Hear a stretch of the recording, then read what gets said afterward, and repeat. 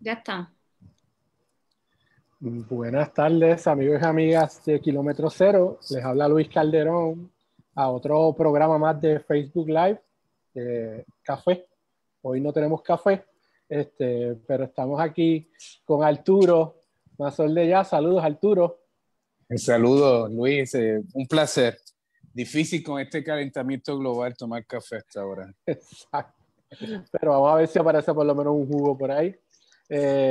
Segunda vez que Arturo está con nosotros y esta vez, ¿verdad? Después de varios programas y varios días de distanciamiento físico, toque de queda, COVID-19, estamos, ¿verdad? Regresando a otro espacio de diálogo, ya esta vez con algunos cambios y con algunas cosas que han estado pasando en estos días.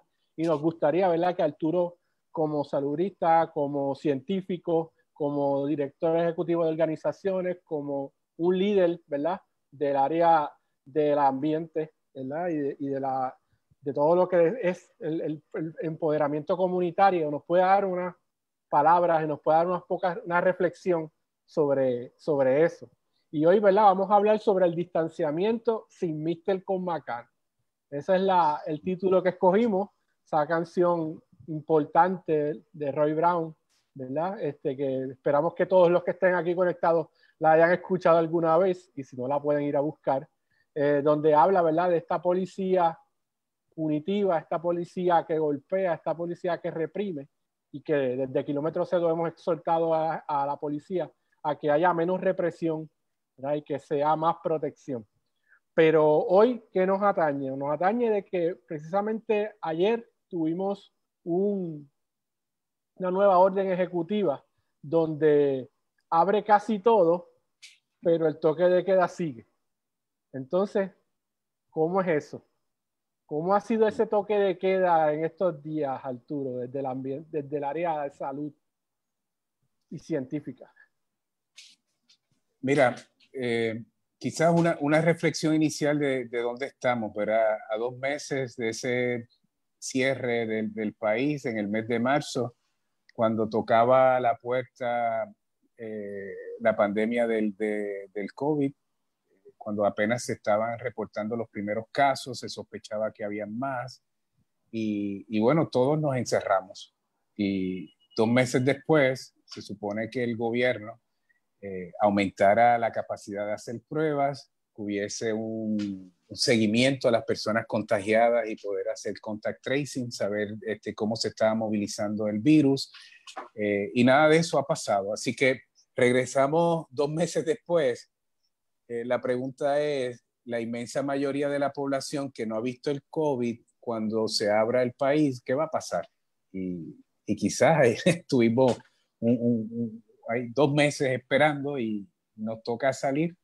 Pero si piensas, Luis, en estos periodos de 2 meses, los hospitales no se llenaron, la tasa de contagios, aunque la gente se sorprenda con la cantidad, con el número relativo a la población de Puerto Rico, pues no es un aumento así que represente inclusive hoy una fracción que no alcanza ni el 0.3% de la población. Así que el 99.7% de la población aún no ha visto el COVID. Y eso es bueno y eso es malo a la vez. O sea, es bueno que estamos sanos y saludables la inmensa mayoría, pero eso significa que estamos en el mes de marzo, o sea que en la medida que hay una apertura, el riesgo de que la gente que no ha visto la enfermedad se tope con ella y haya un contagio, pues es real. Y cabe uno preguntarse entonces si el toque de queda ha tenido algún efecto en la población, porque realmente si uno piensa en el toque de queda es un mandato donde la policía te puede arrestar, puede intervenir, pero a mí no me consta ninguna instancia donde una intervención policíaca en el país en 2 meses tuviera algún tipo de acción salubrista. No conozco en esos 2 meses ninguna acción de la policía que haya prevenido que persona alguna en su casa, donde quiera que esté, no se haya contagiado del COVID. Así que el rol de la policía en nada se puede acercar a una responsabilidad salubrista, sino más bien ¿verdad? A forzar con medidas represivas la movilidad de la gente. Y eso, pues, es un asunto, un motivo a uno cuestionarse. No nos hemos contagiado, pero no es por la policía. No nos hemos contagiado porque nosotros nos hemos protegido. Y eso es importante, levantar ese estado de conciencia para que la gente sepa que nos podemos proteger si la policía y el gobierno tiene sus responsabilidades que no las está cumpliendo muy bien, pero la de la población me parece a mí que ha sido exitosa. Entonces, ¿cómo mantenemos eso sin tener una bota encima ni una macana amenazándonos, sin que nos intimiden que somos criminales porque vamos a buscar comida o porque le llevamos comida a nuestros papás o porque alguien quiera ver la playa y sentir deleite y disfrute y ser feliz dentro de todas las crisis encima? O sea, sentirnos que nos criminalicen agrava precisamente no el COVID, pero el tema de salud pública, que es muy importante, especialmente después de 2 meses de encierro. Exacto. Y prácticamente, ¿verdad? Hemos visto que lo que permea es un asunto de miedo, que entonces está esta dinámica de los regaños, de mira, no salgas, de si sales te vas a aparecer el fantasma del COVID y te va a atacar, pero no hay una conciencia, como tú dices, ¿verdad? De cuidarnos, de si yo estoy haciendo alguna actividad X, qué cosas yo puedo hacer para no contagiarme o para no poner en riesgo a otra persona que está con nosotros. Bueno, hay que dejar claro que tener un policía al lado no previene que usted se contagie. Es más, es todo lo contrario. La frecuencia de policías contagiados y que pueden contagiar a otros proporcionalmente con el resto de la población es muy alta. Así que intervenciones de la policía, si estuviera dirigiendo el país, era decirle, miren, mejor no intervenga con la gente porque me la puede contagiar. El segundo paso es el tema del miedo. Nos han aterrorizado. Y pensamos que distanciamiento físico es lo mismo que inmovilidad, no moverse, esconderse. Y si usted está escondido en su casa, usted está seguro. Y eso no es del todo correcto. Es más, eso no es correcto. Uno tiene que entender lo que es un virus, cómo se propaga, y es un contagio de persona a persona, así que tiene que haber una persona contagiada. Y con que esté contagiada no significa que usted se va a contagiar automáticamente. También hay una concepción de que según tú vas caminando por la calle, vas contagiando a todo el mundo que vas viendo. Y hay un valor que se conoce como el RO, el R0, que es un coeficiente de por cada contagio cuántas otras personas se van a contagiar. Y el promedio observado a nivel mundial es como 2.2. O sea que cada persona contagiada en su ciclo de enfermedad es posible que contagie a 2 personas más. No a 10, no a 20, no a 100. En promedio son 2. Y eso pues significa que el distanciamiento físico, las prácticas de higiene, el virus no entra por la piel. Entonces la piel es como si fuera un guante, en teoría. No puede entrar. Y si usted se pone un guante es la misma cosa. O sea, pues, va a estar ahí sobre esa superficie si se llegara a exponer. La clave está en que no se lo lleve a la boca, ni a la nariz, ni a los ojos. Esa sería la ruta de entrada. Entonces, si uno conoce eso, pues tiene formas de protegerlo.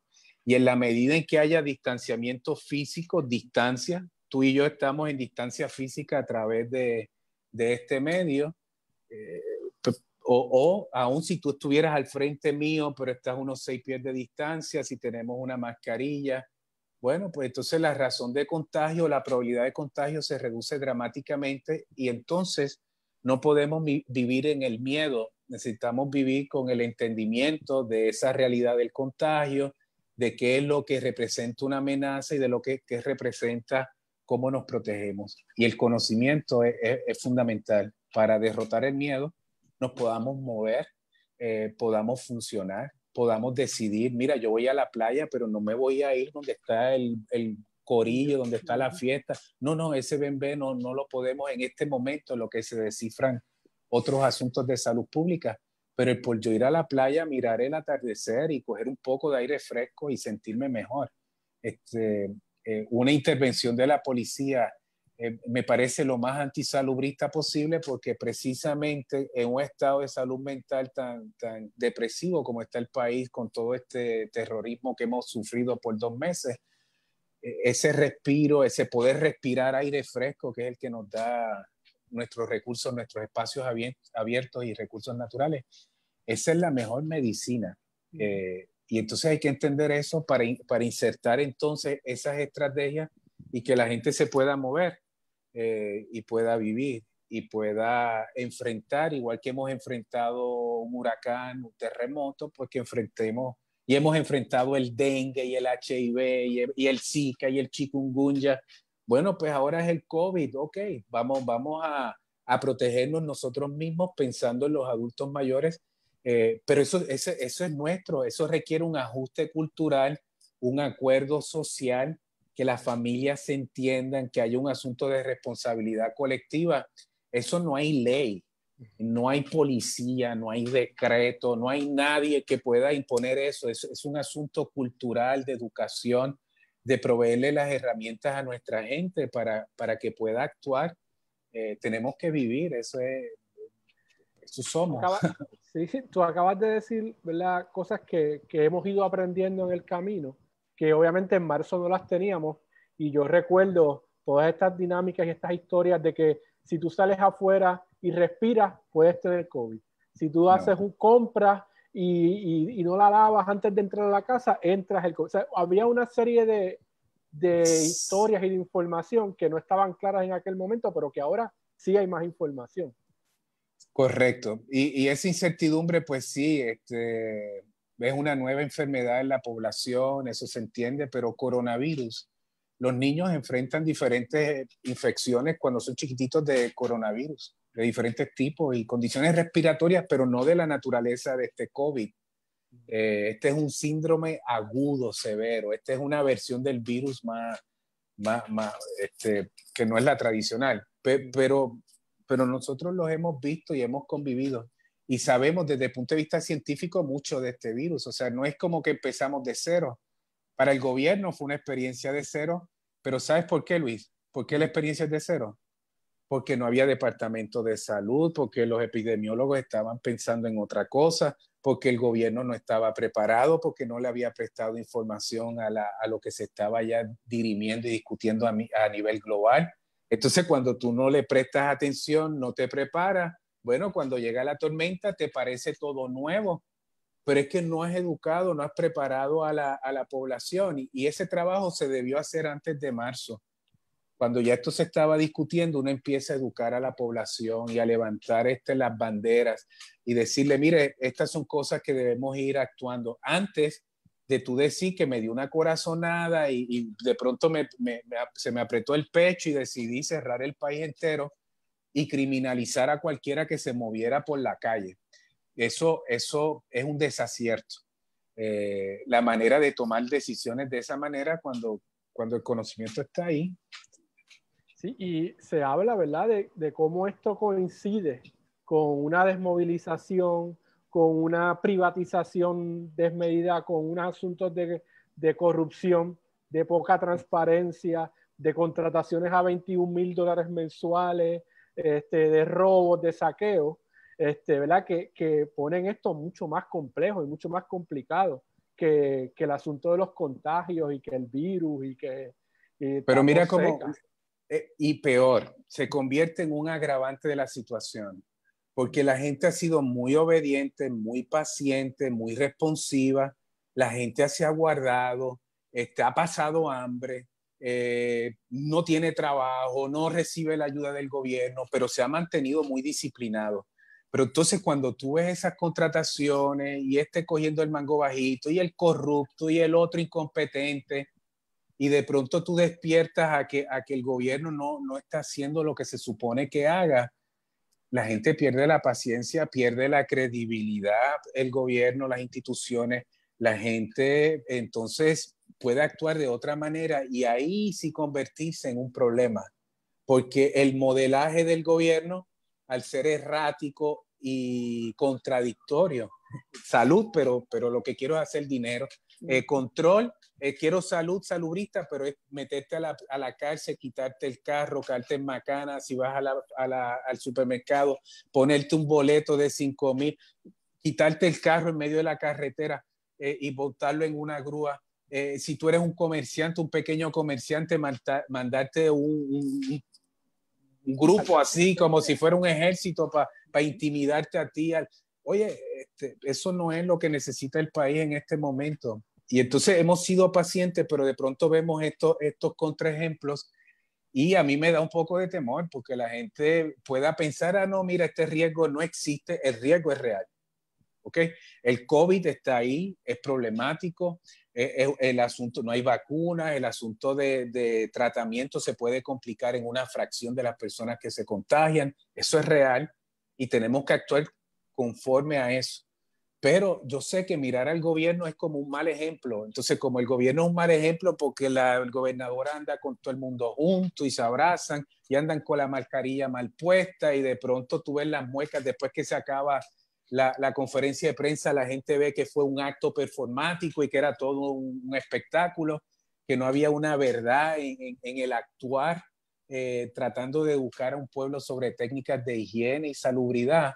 Es bien peligroso. Entonces, yo creo que la gente debe mantener ese estado de conciencia, liberarse de ese mensaje de un gobierno que actúa a veces bien, a veces mal, errático en todo esto, y mantener una disciplina. Aquí se necesita mucha disciplina, particularmente pensando en nuestros adultos mayores. Así que si yo, por ejemplo, sé que en lo cotidiano, yo soy profesor, ahora estamos educación a la distancia, pero si yo entro en conciencia de que estoy en un contacto con otros grupos de personas que yo no sé dónde han estado, pues yo tengo que ser cuidadoso cuando voy donde mis papás. Quizás tengo que mantener más distancia o reducir. Hay otro factor clave que es reducir el tiempo de exposición, el tiempo que estoy en contacto, reducirlo al mínimo, o me voy a encontrar con mis papás en el bosque, en el espacio abierto para ver, hay formas, o si me voy a encontrar con ellos, si yo sospechara de que pudiera ser un contagiado, pues no voy a ir a su casa, vamos a encontrarnos en otro sitio para no contagiar la casa de la persona. Si uno sospecha que pudo haber estado expuesto, pero eso no quiere decir que no hable con mis papás.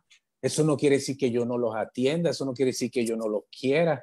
Eso quiere decir que yo tengo que aprender a autogobernarme pensando en la salud y la seguridad de ellos y de las otras personas en la comunidad. Pero eso no es con miedo, eso es con conocimiento.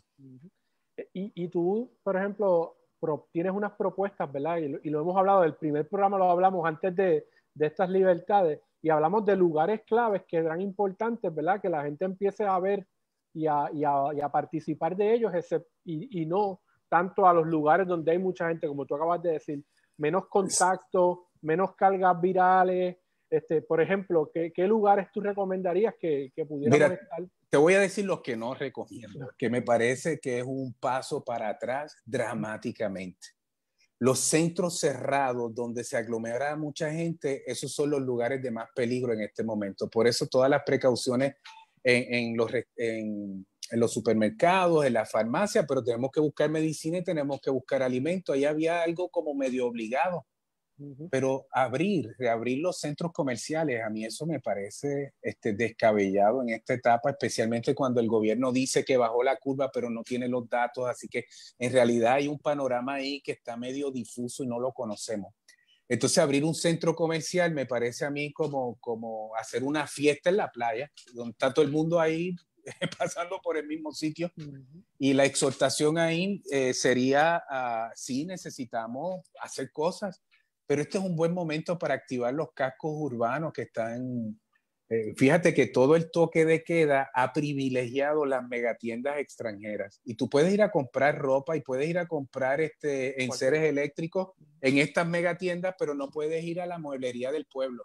La mueblería del pueblo que tiene 3, 4 personas en un momento dado en un espacio grande. Ahí hay distanciamiento físico. Lo mismo con las ferreterías del pueblo, con las farmacias de la comunidad. Entonces, yo creo que esto es un gran momento de retomar el casco urbano porque es un ambiente abierto, porque son eventos abiertos, aun cuando haya tránsito de personas contagiadas, el riesgo de que deje un lastre donde usted se expone es mucho más reducido que estar pasando por la misma escalera eléctrica, pasando por los mismos espacios donde el 99.9 puede ser gente saludable y con uno que pase, pues pone en riesgo a otros. Entonces, eso me parece a mí que no es acertado. pero la exhortación a la gente, por ejemplo, mía, allá en adjuntas de la comunidad, es, mire, vamos a hacerlo, usar los cascos urbanos. Quizás lo que no ha podido hacer ni Santini, ni Yulín, ni nadie de los políticos que dicen que van a activar el casco urbano de Río Piedra, lo puede hacer la gente. Decir, mira, yo me voy mejor para el casco urbano de Río Piedra y camino por la plaza y allá esos espacios son abiertos. Me cuido, trato de mantener distancia física, no social, es distancia física. Trate de prevenir, trate de prevenir hablar con el otro, reducir el tiempo, no se requede, haga lo suyo y se va. Reduce el tiempo de exposición, reduce la probabilidad de contagio. Entonces, estas son como pequeñas instrucciones. No vaya al supermercado a estar agarrando las cosas y estar mirándole el lembado. No, sepa usted qué es lo que necesita y vaya, disciplínese, porque la mayoría de las personas van y se lemban mirando otras cosas y terminan comprando lo que no necesitan. Usted organícese y vaya y compre y va a economizar, va a ser más racional, menos cultura de consumo, más nosotros, más encuentro nuestro con lo natural, para estar más seguros y poder compartir en familia y con nuestra gente. Una de las claves, ¿verdad?, que he estado viendo y leyendo de recomendaciones que están haciendo muchas comunidades, lamentablemente fuera de Puerto Rico, es el asunto de que esto tiene que ser un espacio para que nosotros hagamos cambios, como tú acabas de decir, menos consumo, hacer cosas bien puntuales, por ejemplo, en algo que yo creo que se ha colgado muchos proyectos de comercio, ¿verdad?, y proyectos económicos, es que esta cuestión del delivery ha funcionado pésimo. Entonces, no ha habido ninguna mejoría en ese proceso en los meses que llevamos, porque su interés es que la gente vaya a sus espacios, por lo que tú estás diciendo. Entonces, ¿cómo podemos empezar a hacer ajustes y exigirle a estos proyectos, a estos lugares, que puedan implementar sistemas distintos de entrega, de como tú dices, puedo llamar por teléfono y cuando llegue al lugar ya lo tienen listo? Estoy mucho menos tiempo en el sitio. Mira, Cosas yo como conozco, esas prácticas. lo que yo he visto es muchos pequeños comerciantes que han sido eficientes y que han tratado y que ven la complicación de la línea porque no lo esperaban y hacen el ajuste. Y yo creo que hay una buena intención de muchos de estos lugares a aclimatarse. Hay otros que tienen esa visión de ver cómo acaparan más. Pero ahí está la discreción de uno. Yo conozco lugares en adjuntas como Vista Río de Tito, que es la lechonera solar, de cómo cada vez que va un cliente allí, él echa el colado y lo toca, lo limpia, pero automático todo el tiempo. Y yo lo he visto. Y no deja que se bajen dos y la gente se quede estacionada, él le lleva la comida, hay gente que llama, ya lo tiene listo. He visto muchos ejemplos de eficiencia especialmente en los pueblos y en esos negocios que son nuestros. En los negocios que son nuestros versus los negocios que vienen de afuera, parecería como que hay un choque de lo local con lo que viene de allá.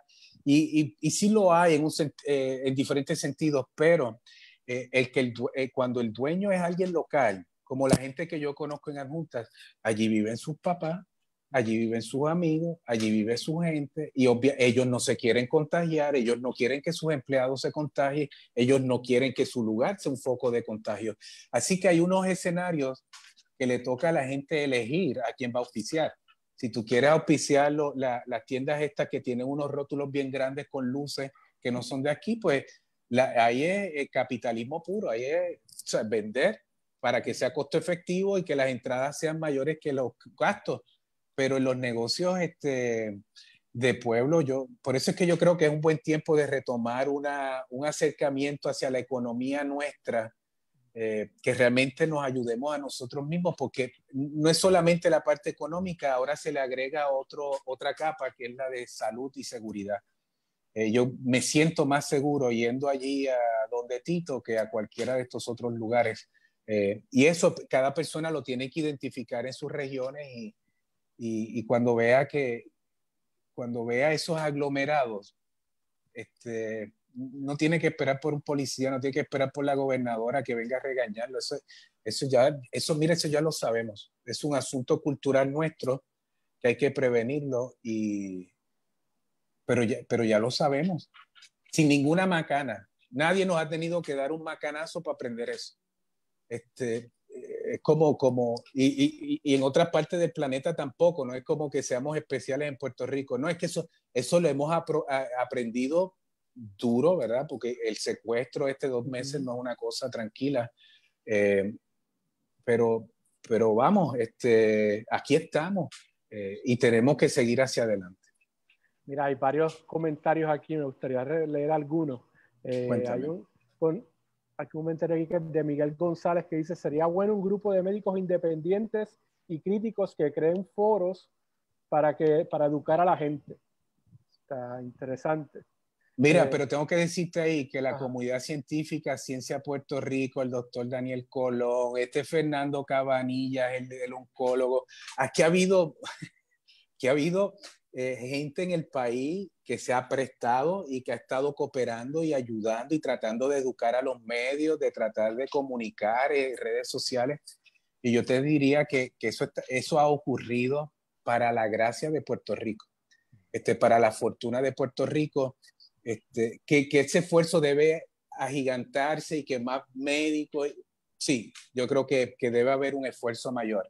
Pero está ocurriendo y me parece que es una de las lecciones más elegantes que hemos visto en este país, es que el gobierno no tiene credibilidad, lamentablemente, con un departamento de salud que nadie confía en ellos porque actúan corruptamente y no tienen, y no es corrupto hoy, es que hay una trayectoria. Entonces, ¿quién confía en un momento como este? Ahora tienes la comunidad científica, estos médicos, y ahí sí hay un acervo de conocimiento que nos ha acompañado.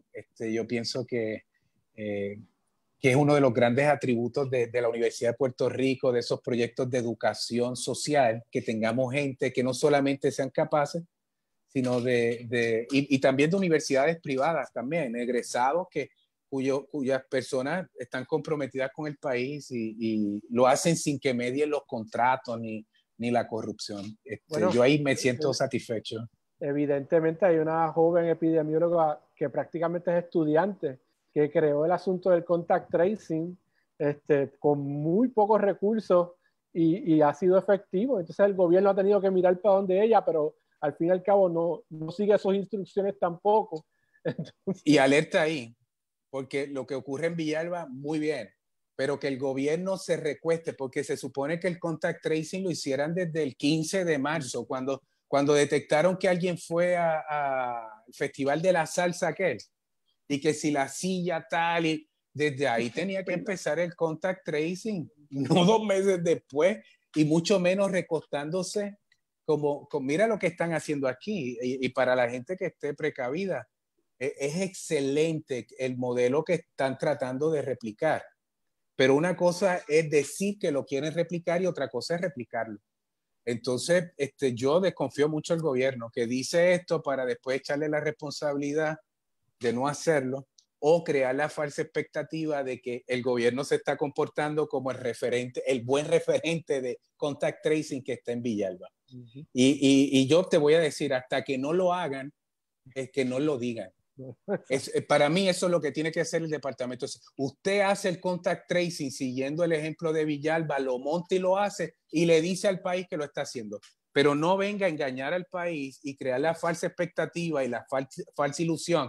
No se preocupen, vamos a abrir todo esto porque tenemos todos los elementos que se estipulan para abrir un país luego de una pandemia, porque no lo tienen, no lo han hecho. Y han pasado semanas y vuelven y siguen hablando y siguen hablando y siguen hablando y nada pasa. Y eso para mí es un motivo de mucha preocupación en esta etapa de la pandemia. Hay un mensaje acá de Miguel González que dice: gracias, Andrés, por dar tranquilidad, tener una perspectiva positiva y educar a nuestro pueblo. Yo creo que eso es clave, la perspectiva positiva, ¿verdad? Podemos seguir trabajando con el asunto del miedo y el desastre y el desorden, porque realmente eso no nos apoya, pero es lo que lamentablemente el gobierno está trayendo al país. Mira la proyección, que si alguien se mueve por la calle es un riesgo de contagio, por lo tanto es un criminal y el policía tiene que intervenir. En lugar de decir, esa persona que está ahí está en distanciamiento físico, no representa un riesgo para nadie, quizás necesita respirar, quizás va para comprar su alimento, quizás lo que quiere es caminar, punto. No puedes criminalizar a la gente que está en riesgo, todos estamos en riesgo. Entonces no podemos añadirle a todo ese asunto de la pandemia, añadirle que el Estado se convierte entonces en que uno sea un criminal porque caminó a las 7 de la noche, a las 7:05 salió por ahí, ajá, y ahora soy un criminal, no me diga. Ahí es cuando yo creo que al Estado se le va de las manos, y se le va de las manos, pero para mí es evidente, es que no están preparados. Como no están preparados, como no tienen un departamento de salud funcional, como no tienen el muestreo, como no tienen la prueba, y hay un nebuleo ahí entre números y demás, la curva que no es curva, y entonces no hay el seguimiento. De pronto las medidas represivas, yo creo que ya el país se ha convencido de que las medidas represivas es para tapar al gobierno, para proteger al gobierno, no a nosotros. Nosotros nos protegemos con distanciamiento social y la gente lo ha hecho. Se ha distanciado, la gente del campo se ha quedado en el campo, ha minimizado su movilidad, pero está viviendo y tenemos que vivir y tenemos que continuar, pero no amedrentados y mucho menos criminalizados. En un momento como esto, a mí eso es el asunto más grave que yo puedo percibir en una pandemia donde toda la población está en riesgo, porque el 100% no habíamos visto la enfermedad. Así que el 100% podríamos ser víctima de esta infección, de este contagio viral, pues entonces tenemos que protegernos. No podemos agredirnos. Nadie está en derecho de agredir al otro, ni con macana, ni con multas, ni con acciones represivas, ni con dejar a la persona respirar, ni ver a la persona montada en una tabla de surfing en medio del océano, donde más seguro podría estar un ser humano en este momento. Sea feliz con el que está feliz. Necesitamos llenarnos, necesitamos abordar dentro del encierro espacios que nos llenen las emociones, que podamos de alguna manera buscar la felicidad, encontrarla. Lo hemos encontrado en la música y los lives que se dan y las llamadas. Pero eso no es suficiente y eso no sustituye lo que son las experiencias humanas en el entorno natural. Pero se habla dale. de, como tú decías, se habla de que los lugares amplios, los lugares, ¿verdad?, no cerrados, son lugares, ¿verdad?, óptimos para que podamos entonces estar y la probabilidad de contagiarnos es mínima. Bueno, los lugares como nuestros hogares, que nosotros sabemos quién entra, desinfección, uno podría pensar, por ejemplo, en el parador de adjuntas. Y el parador de adjuntas abrió sábado y domingo y la gente se quedó. Bueno, pues si el próximo ciclo empieza el viernes o el sábado de la semana siguiente, pasaron 5 días y ese lugar automáticamente, si hubiese trazas del virus, se autolimpia. Entonces hay unos escenarios que uno pudiera medio pensar, pero si hay gente contagiada, el lugar más inseguro son los lugares cerrados. Así que si tú estás en un centro comercial, estás en un sesco de la vida, en un lugar cerrado, y pasó 1, 2, 3, entre más personas pasen con contagios sintomáticos o asintomáticos, la carga viral en ese espacio es mayor y como es cerrado, el riesgo es mayor. Así que los espacios naturales como los bosques, las veredas, los parques, la playa, esos son los lugares más seguros que tenemos, son los atributos naturales que no se han integrado en la respuesta salubrista en Puerto Rico y que nosotros lo hemos estado reclamando en muchos sectores. Mira, desde el punto de vista de salubridad, vamos por la salud contra el COVID, por la salud mental, por nuestra salud respiratoria. Necesitamos caminar, necesitamos ir a estos espacios sin aglomerados, sin tumultos. Podemos regular los tiempos, los estacionamientos de los balnearios. Hay 1000 cosas que se pueden hacer y integrar esos espacios. Nosotros tenemos un bosque escuela y no se puede usar, pero el lugar más seguro para una educación es un bosque escuela. Imagínate que las playas se hubiesen integrado con ejercicios de matemáticas y ciencias y que los padres, en lugar de darle instrucciones de esas que reciben por un email y le dan 20,000 actividades para que el papá se convierta en el maestro y no sabe y se vuelve loco. Imagínate que esas actividades estuvieran programadas y que la playa fuese el laboratorio y que los padres fueran convocados en distanciamiento social uno del otro. La maestra está en distanciamiento, pero a ejecutar su actividad de aprendizaje de ciencias y matemáticas o de español, de escribir una poesía al frente del mar y entonces que la familia pudieran salir.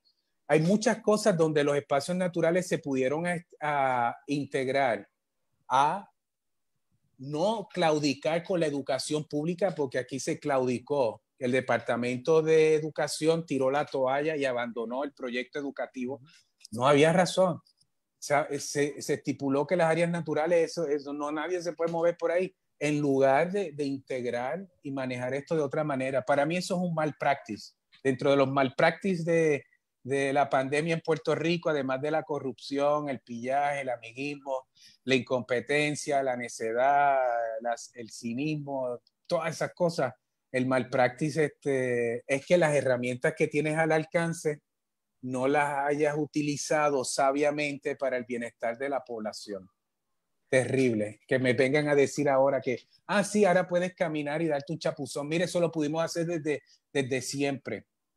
Entonces, ahora uno piensa que es una concesión, una gran concesión, de que la gobernadora nos dice, sí, puedes caminar y darte un chapuzón, pero ¿cuándo eso representó un riesgo a la población de aumentar contagios? ¿Eso se desconocía? Absolutamente no. Entonces, ahora, ahora puedes caminar. ¿Y qué pasa? Antes no podías caminar por la playa. ¿Por qué no integramos eso desde el principio por la paz de todo el mundo? Y ahí es que están para mí la lista de los malpractice de una pandemia, porque esto es un asunto de salud. Muchos de los comentarios que hay aquí, ¿verdad?, en el live es precisamente ese, ¿no? Todos los desaciertos del gobierno. Yo creo que la gente está clara de todos los desaciertos que tiene el gobierno. La gran pregunta es cómo nosotros vamos a pasar factura. Porque esta gente aparentemente van por la libre y ninguno paga.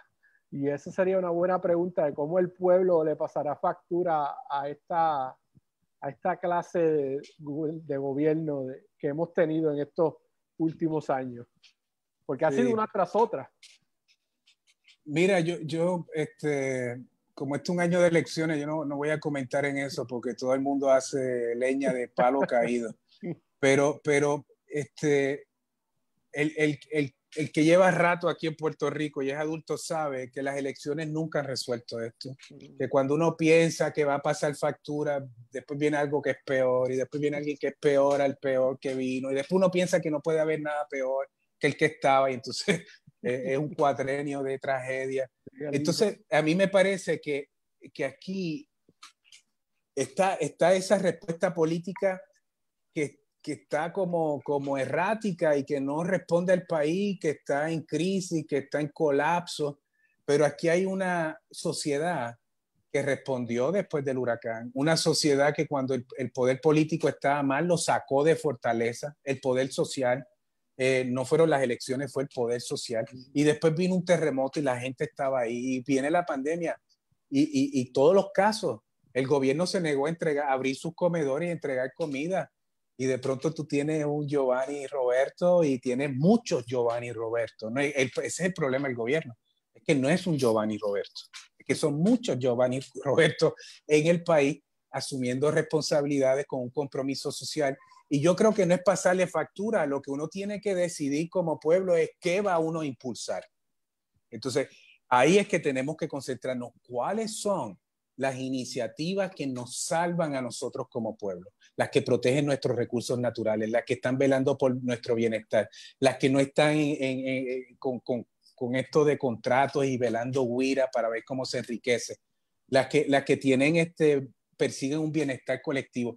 Y eso, en lugar de estar pasando factura, mi recomendación es, mire, vamos a apoyar a los Giovanni Roberto y a los proyectos de esa envergadura. Vamos a apoyar a la gente que lo hizo como modestamente en manos y allá he escuchado un grupo de jóvenes en Guánica haciendo lo mismo y en Naguabo escuché el otro día por uno de estos lives otro grupo que asume responsabilidad. Bueno, pues yo yo pasaría la factura para este lado y haría construcción. Vamos a seguir por ese lado porque esa ruta es la que nos ha respondido, es la que nos da cierto grado de seguridad. Uno escucha a estos médicos que van por cuenta propia, no es el Departamento de Salud, no, son estos médicos. Ahí está la conciencia nuestra, el conocimiento. Y yo me iría más por impulsar lo que funciona y seguir insistiendo en que esa es la ruta que tenemos que construir para tener un país alterno, diferente a esto. Porque la Junta de Control está ahí, los corruptos estos, usted podrá cambiar a uno y poner a otro, pero es que son más, son la mayoría y estructuralmente eso está, no le responde al país, ni de un color ni del otro. Y no es que una gente vote o el otro y sean un problema, el problema es esta gente. Un sistema completo. Sí, a mí me da mucha rabia y coraje cuando me toca hablar de eso, entonces mejor no. A ti nada más no, yo creo que a todos y a todas. Y aquí en el live, en los comentarios, está claro de eso. Bueno, sí. Arturo, ya llevamos un par de minutitos, debemos ir cerrando. Así que, ¿verdad? Recomendaciones, reflexiones. Agradezco mucho que hayas estado, así que vamos a cerrar con eso. Mira, importante el uso de mascarilla, pero déjame abordar un tema aquí porque la gobernadora ha creado una gran confusión con esto de las mascarillas en todo momento. Y me preocupa mucho esa aseveración porque se presta a intervenciones selectivas de la policía si de pronto te ven caminando, corriendo y no tienes una mascarilla, o estás en tu carro y no tienes la mascarilla. Yo no sé a qué se refiere la gobernadora con todo el tiempo, pero ¿cómo es posible que yo en mi casa ande con una mascarilla? Eso sería absurdo. Si yo estoy corriendo, sería absurdo correr. No es absurdo, pero si yo estoy haciendo ejercicio con una mascarilla, yo estoy atentando contra mi propia salud. Si yo estoy caminando por las calles de este país en distanciamiento social, yo no debo ir con una mascarilla. Aquí el calor es enorme, la transpiración, uno suda, las mascarillas tienen unos poros. Si esos poros se llenan de sudores líquidos, previenen el flujo libre de lo que uno está exhalando y de que el oxígeno limpio entre. Se convierte entonces esto en un escenario de que puedo tener una infección de otra cosa, no del COVID. Entonces, lo de la mascarilla me parece a mí que es un asunto importante para usted cuando va al supermercado, muy bien, cuando va a la farmacia, cuando va a buscar sus alimentos. Completamente de acuerdo de que en el aeropuerto, en estos espacios donde usted tiene que ir en flujo con otras personas, la mascarilla reduce que usted contamine a otros. No lo protege a usted de que otro esté contagiado y lo contamine a usted. Y eso es importante porque la segunda recomendación es el distanciamiento físico. Hay que mantener la distancia física porque esa es la que nos va a dar mayor seguridad de que si se topa usted con un contagiado, pues reducir el riesgo de que eso llegue a usted. El tema de los guantes me parece súper innecesario, a menos que usted sea un médico, está trabajando en alimentos. Si usted está procesando alimentos, es posible que sea una buena práctica, pero se lo han dicho, el virus no sobrevive, no es viable si usted se lava con jabón y por la piel no entra. Bueno, pues entonces lo que necesitamos son buenas prácticas de higiene, con la mascarilla, con el distanciamiento, reducir el tiempo de exposición, yendo a los sitios, haciendo lo que necesita y saliendo, y favorecer lugares abiertos en lugar de ir a centros comerciales cerrados, lugares que ir en horarios donde hay menos personas yendo. Entonces, si usted piensa que se expone, pues ante la duda usted trata de proteger a sus adultos mayores, manteniendo más distancia o previniendo la visita. Es decir, hay unas cosas que son cultura, es un asunto cultural, no hay legislación. Eso de que nos legislen para usar la mascarilla, eso es absurdo, es un asunto cultural que debemos intronizar en nuestra población y ya está ocurriendo, efectivamente la gente lo usa. Y esa cultura salubrista es la que nos va a ayudar a nosotros a reducir el contagio. Y para cerrar, mira, el número de contagios por persona infectada le dije que 2.2, 2.3, quizás 2.5. Si ese valor se lleva a 1, la pandemia, la epidemia se controla. Así que si un contagiado, en lugar de contagiar a 2, contagia a 1, de 1 a 1, ya el problema epidemiológico empieza a reducirse dramáticamente.